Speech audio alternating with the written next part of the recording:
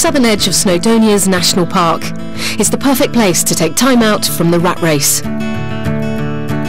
This is a 360-degree picture postcard designed to refresh even the most tired of eyes. Whether you're hiking, running, or even cycling. But some who venture here crave their views a little bit wilder, preferring to get up close and personal with a landscape that's full of surprises. Heath Dawson is the Crocodile Dundee of northwest Wales. Here in his adopted outback, he steers well clear of the tourist tracks, preferring to make his own journey. Today he's going to retune my senses to become one with the forest and then teach me to forage for a bushcraft buffet. But first he wants me to appreciate the landscape from a unique angle. For that we'll be needing a hardy and seaworthy craft. Made of sticks. Hi there, Heath. Hello Ellie, how are you doing? I'm good. So this is our trusty boat, is it? Yeah, you had a light breakfast I hope?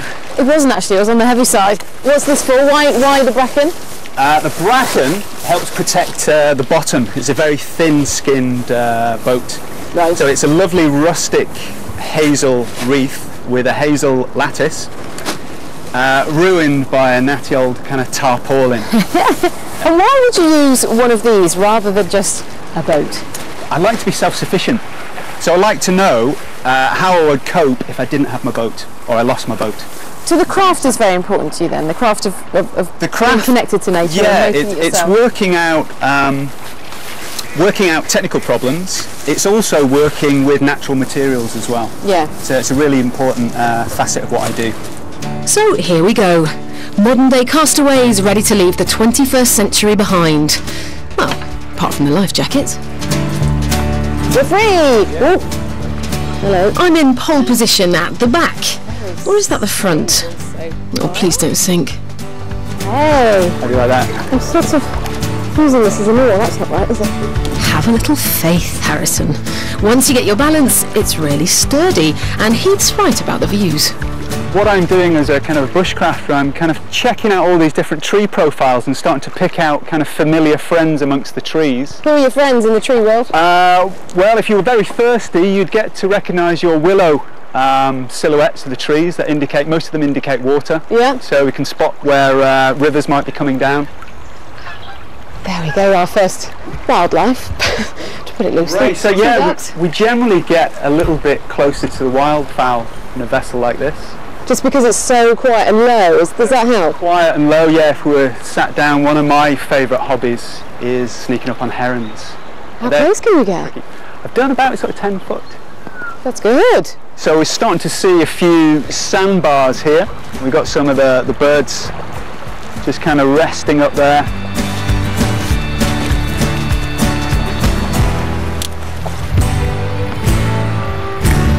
And we're going to head up towards the woodland. Let's do it.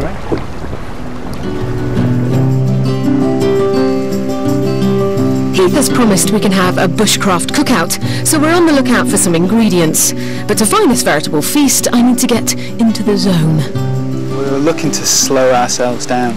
So what we want to start to do is a process of emptying out and then becoming more receptive to what's here, because there's a lot of visual information here. And for a lot of people coming into a woodland, for example, it can be a little bit sort of too much. It's a bit like green wallpaper, and we need to start to see through the wallpaper, as it were, and spot individual plants. Got a great technique to help you to do that. Got something called deer vision. Okay. Deer vision, all you need to do, put your hands out, wiggle your fingers, keep looking straight ahead throughout the whole of this. Move your arms out to the side, keep looking straight ahead, keep looking straight ahead, keep wiggling your fingers till they disappear from your vision. They're gone. Bring them slightly in. Hold that shape. That is the field of vision of a human being animal. So we're going to try and tweak it to get you closer from kind of modern person back to sort of our hunter-gatherer ancestors. Okay. So with that slice, what I want you to do is just soften your focus and try and live visually in the whole of that 180 so degrees. Yep, okay. So just sort of in that slice, stretch out, keep your vision, you can drop your hands and then just try and see the whole of that slice, 180 or so degrees. It's a bit meditative, isn't it? Bringing everything in, everything around you that you can see. Yeah, it all gets included rather than just focusing and missing things. The deer vision needs work. I'm more of a fawn at the moment. Okay, Heath, so I missed those. So here's our starter, our hors d'oeuvre. Something called Rose Bay Willow Herb. Doesn't even look alive, this one. Yeah, seen better days. We can use the leaves as a herbal tea. What I'm going to do is just break that open, and we're going to reveal the pith inside. Wow. And I'm going to give you a little taster. Ooh, it's quite sweet. Pull it out across your teeth there. Yeah, it's got a certain sweetness, hasn't it? Yeah. It's not that common a flavour in nature. Okay, Ellie, I want you to switch on your deer vision. Tell me what you can pick up. Deer vision. There's something very white underneath that Christmas-looking tree. Fantastic. Very good. Mind you, anybody could have seen that. Look at the size of it. Look at that. That's what is it? Lactarius family. I'm not that familiar with this one. So we perhaps won't eat it then? Well, I always say to people, if in doubt, leave it out. So 100% sure. It takes a long time to learn all the mushrooms. Flick back into your deer vision. Okay.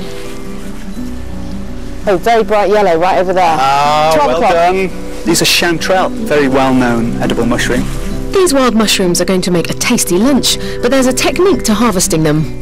I don't want to disturb the root system, so we're going to snip it and just give it a bit of a brush.